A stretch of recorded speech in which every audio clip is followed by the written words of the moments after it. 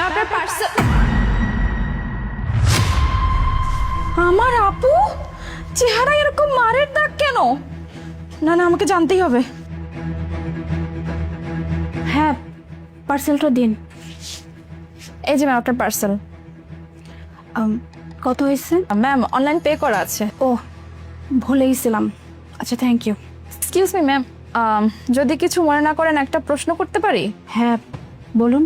Ma'am আপনার শরীরে মানে এগুলো কিসের দাগ? এটা ওয়াশরুমে আসলে পা স্লিপ কেটে পড়ে গেছিলাম, তো ব্যথা ব্যথা পেয়েছি। ম্যাম এগুলো আমার কোনোভাবেই মনে হচ্ছে না যে কোনো অ্যাক্সিডেন্টের দাগ। ম্যাম আপনাকে কি কেউ মেরেছে? আমি তো বললাম যে আমি ওয়াশরুমে পড়ে গিয়ে ব্যথা পাইছি, আর আপনার কাজ তো হয়ে গেছে। আপনি আপনি আসুন। ম্যাম ম্যাম আমি একটা মেয়ে মানুষ, আর তাই আমার মনে হচ্ছে আপনার সাথে কিছু একটা হয়েছে। তাছাড়া আপনি আমাকে নিজের ছোট বোন মনে করে শেয়ার করতে পারেন। বলুন না কি হয়েছে? কি বললা তুমি? ছোট বোন? তুমি জানো তোমার মতন আমার আমার একটা ছোট বোন আছে, যার সাথে আজকে প্রায় অনেক দিন আমার কোনো দেখা নেই। তুমি যখন মাত্র বললা না আমি আপনার ছোট বোনের মতো, বিশ্বাস করো আমার আমার বুকটা কেঁপে উঠছে। আর তুমি জানতে চাচ্ছ না যে আমার এটা কি কি কি- কিসের দাগ? আসলে আমার সাথে যে কি হচ্ছে এটা এটা বলার মতো না। আমি আমি কাউকে পাচ্ছিলাম না। কথায় আছে না যে ভিতরে ভিতরে জমে থাকা কষ্ট কাউকে বলতে না পারলে খুব খুব কষ্ট লাগে। আমারও সেম। এটা আমার ওয়াশরুমে পড়ে যাওয়ার দাগ না, তুমি ঠিকই ধরছো। এটা এটা মায়ের দাগ। আর আমাকে কে মারছে জানো? যাকে আমি জীবনে সব থেকে বেশি বিশ্বাস করছিলাম, সেই মানুষটারই এই আঘাত। আমার না একটা পরিবার ছিল, আমার মা, আমার বাবা, আর তোমার মতো একটা ছোট্ট বোন। অনেক ভালো ছিলাম। হঠাৎ করে একটা ছেলে আমার জীবনে আসে। আমি ছেলেটাকে অনেক ভালোবাসি, অনেক ভালোবাসি, কিন্তু আমার ফ্যামিলির ওই ছেলে অ্যাগেন্স্টে ছিল। আমার বাবা আমাকে ডিরেক্ট বলে দিছে যে ওই ছেলের কাছে আমাকে বিয়ে দিবে না। কিন্তু আমি ওই ছেলের ভালোবাসা এতটাই অন্ধ ছিলাম যে আমার কাছে মনে হয়েছে ওই ছেলেই ঠিক, বাকি দুনিয়ার সব সব ভুল। তারপর কি করার, আমি আমি একদিন ওই ছেলের হাত ধরে পালায় আসি। একটাবার এটা চিন্তা করি নাই, তুমি জানো যে আমি যেভাবে পালায় আসছি আমার মা বাবার সমাজে কিভাবে নাক কাটা গেল। আমার একটা ছোট বোন আছে, ওর উপর কি এফেক্ট পড়লো কিচ্ছু চিন্তা করিনি। আমার শুধু মনে হয়েছে আমি মানুষটাকে ভালোবাসি, আমি মানুষটার কাছে ফিরে যাব। কিন্তু আমি আমি এখানে জীবনে সব থেকে বড় ভুল করছি। যে মানুষটাকে আমি বিশ্বাস করে আসছিলাম না, বিশ্বাস করো ও আমাকে ভালোবাসে না। ও ভাবছিল যে আমি আমি চলে আসব, টাকা পয়সা গয়নাগাটি নিয়ে আসবো, ব্যাস ও এগুলি নিয়ে থাকবে। যখন দেখতে পারছে যে আমি খালি হাতে চলে আসছি, এই ওর রূপ বদলে গেছে জানো। আমাকে বিয়ে করছে ঠিকই, কিন্তু আমাকে প্রতিনিয়ত আমাকে মারে, প্রতিনিয়ত।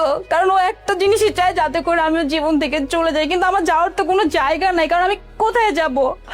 আমি আমি আমার ফ্যামিলির সাথে যে অন্যায় করছি, আমি তো চাইলে ওই ফ্যামিলির কাছে ফিরে যাইতে পারবো না। তাই তো আমার জীবনটা এভাবেই কাটতেছে। তবে একটা কথা কি জানো, এই যে আমার যে মায়ের চিহ্ন দেখতেছো না, আজকে আমি যা যা ভোগ করতেছি এটা আমি ডিজার্ভ করি। তাই মাঝে মধ্যে যখন আমার কৃতকর্মের কথা আমি মনে করি না, আমার কাছে মনে হয় না ঠিক আছে, আমি আমি এইটারই প্রাপ্য। কিন্তু আমার পরিবারের কথা অনেক মনে পড়ে, মাঝে মাঝে ইচ্ছা করে আমার মা বাবার কাছে চলে যায়, আমার বোনটার সাথে কথা বলি, কিন্তু তার কোনো ওয়ে নাই।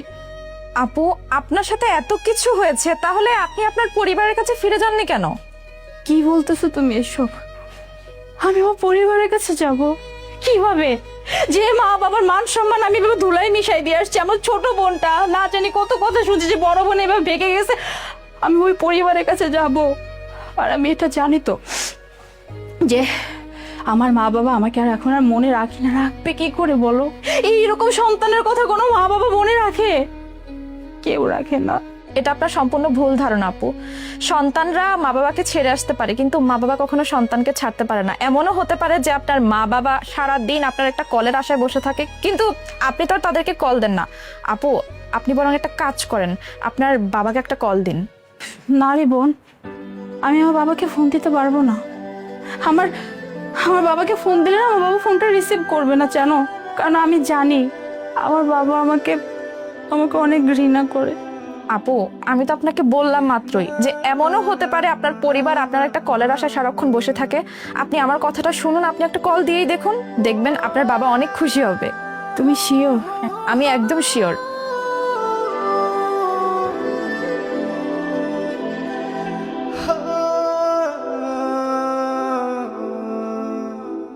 বাবা, বাবা, আমি কি বললা তুমি? আমাকে আমাকে তুমি খুব মিস করো? বাবা, আমিও তোমাকে অনেক মিস করি বাবা। বাবা, আমি আমি এখানে একদমই ভালো নাই, বিশ্বাস করো আমি একদমই ভালো নাই। তুমি তুমি ঠিক ছিল বাবা। এই ছেলে একদমই ভালো না বাবা। আমাকে আমাকে অনেক মারে বাবা। ও আমাকে ভালোবাসে না বাবা। কি বললো? চলে আসবো মানে আমি আমি যদি চলে আসি তাহলে তোমরা তোমরা আমাকে মেনে নিবা? বাবা, আমি বিশ্বাস করো মরে যাচ্ছিলাম, কিন্তু এই সাহস পাচ্ছিলাম না তোমাদের কাছে আসতে, কারণ আমি জানতাম যে আমি আসলে তোমরা কোনোদিনই মানবে না। কিন্তু কিন্তু আজকে আমার সামনে একটা মেয়ে আছে, জানো, ওই আমাকে সাহস দিয়েছে তোমাকে ফোন করা, তাই আমি তোমাকে ফোন করতে পারছি। যাই হোক বাবা, আমি আমি এক্ষুনি আসতেছি, কারণ আমি এখানে থাকতে পারবো না বাবা, কারণ ও আমাকে মেরেই ফেলবে। আমি আসতেছি বাবা। কি ব্যাপার, তুমি কি করে জানলা যে আমার বাবা ফোনটা রিসিভ করো? তুমি জানো আমার বাবা কি বলছে? আমার বাবা বলছে তুই তুই এক্ষুনি চলে আয়, তুই এক্ষুনি চলে আয়, ওইখানে তোর থাকতে হবে না। আমি তো আপনাকে বললাম আপু, আমি তো জানি যে মা বাবারা কখনো সন্তানকে ছাড়তে পারে না, এখন সন্তান যত বড়ই অপরাধ করুক না কেন। তাহলে আপু আপনি এক কাজ করুন, এক্ষুনি আপনার পরিবারের কাছে ফিরে যান, এই লোকটার কাছে একদমই থাকবেন না, পরে দেখা যাবে এই লোকটা একদিন আপনাকে মেরেই ফেলবে। ঠিক আছে আপু, আমি তাহলে আসি। শোনো, বলছি কি, তুমি তো আমার ছোট বোনের মতো দেখতে, তো তোমার মুখটা আমি দেখতে পাইনি। তুমি একটু মাস্কটা খুলো না, আমি একটু তোমার মুখটা দেখি। আসলে আপু আমার তো হচ্ছে ডাস্ট অ্যালার্জি, তো তাই আমি হচ্ছে অলওয়েজ মাস্ক পরে থাকি, আমি মাস্ক খুলতে পারবো না। হ্যাঁ বুঝতে পারছি, কিন্তু কিন্তু আমার এখানে কোনো ডাস্ট নাই। একবার একটু খোলো না, তোমার মুখটা একটু দেখি। আপনাকে তো আমি বললাম আপু, আমি মাস্ক খুলি না। প্লিজ বোন, আমি হাত জোর করে বলতেছি, তোমার মুখটা আমাকে একটাবার একটু দেখাও, একবার।